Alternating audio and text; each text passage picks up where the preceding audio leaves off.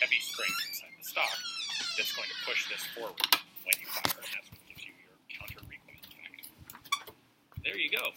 If you want to be the guy at the trap range who has the most unusual looking shotgun, and also be the guy at the trap range who's got one of the very best shotguns, this may be just the thing for you.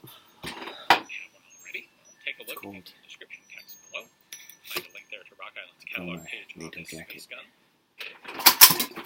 Take a look at their pictures, their description, and place a bid right through the website if you're interested in picking it up yourself. Thanks for watching.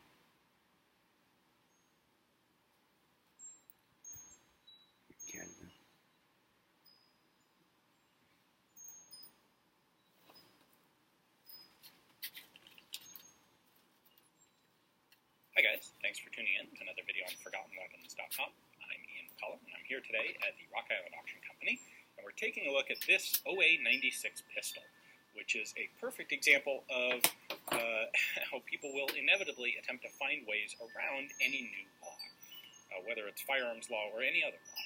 So, to start at the beginning of this story, really, the reason that this exists is in 1993, a company called Olympic Arms came up with this neat new thing. They came up with a way to give you an AR-15 with a side-folding stock.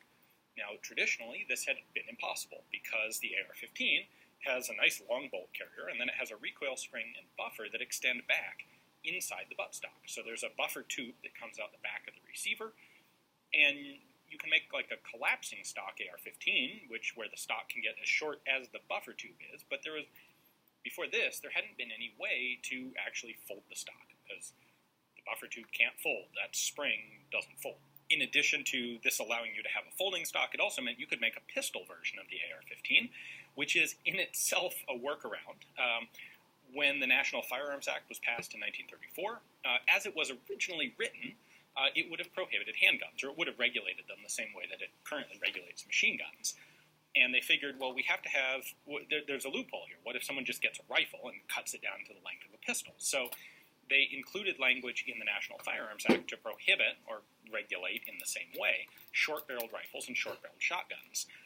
And then, through some lobbying, the handgun section of that law was removed before it was passed. But they never got rid of the sections about short-barreled rifles. So we have kind of a unique situation here in the United States where you're allowed to have a rifle and you're allowed to have a pistol, but you're not allowed to have basically something in between. If it's got a short barrel and a buttstock, it's controlled like a machine gun.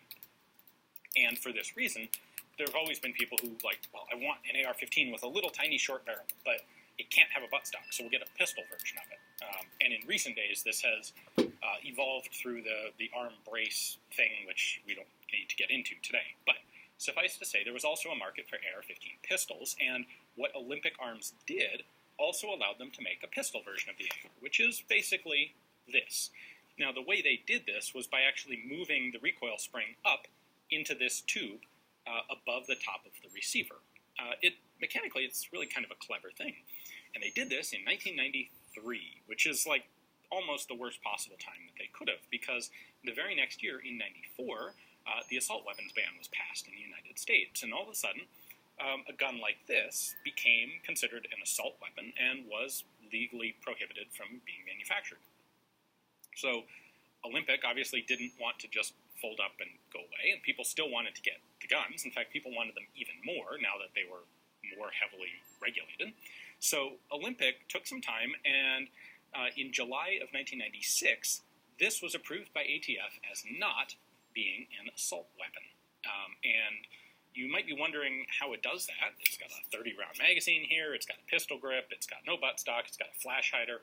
Well, the trick here is this doesn't actually have a detachable magazine. Ah, yes, J.B. Weld, used by nothing but the finest purveyors of precision engineering. Our receiver markings. It's got a 1996 prefix on the serial number, Cal 223, model OA96, made by Olympic Arms out of Olympia, Washington.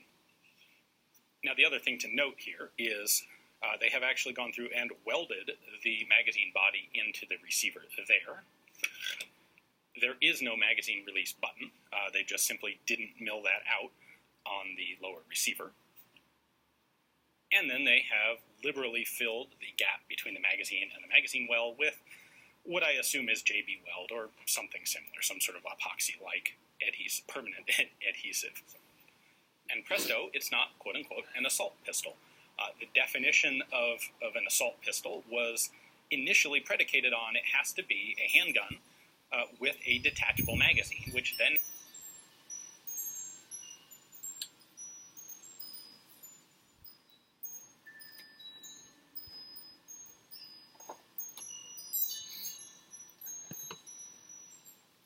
had several specific features, or some of a list of features. Well, this is no longer a detachable magazine, therefore it can have all of the features that they want, which included things like a barrel shroud, a flash hider, that sort of thing. Now, you may be wondering, that's all fine and good, and in fact this got to have a 30-round magazine, because as long as it was a fixed magazine, the law didn't say anything about how many rounds it could or could not hold. The question is, of course, how do you actually load it? Are you supposed to, get in here and stuff rounds in, or what?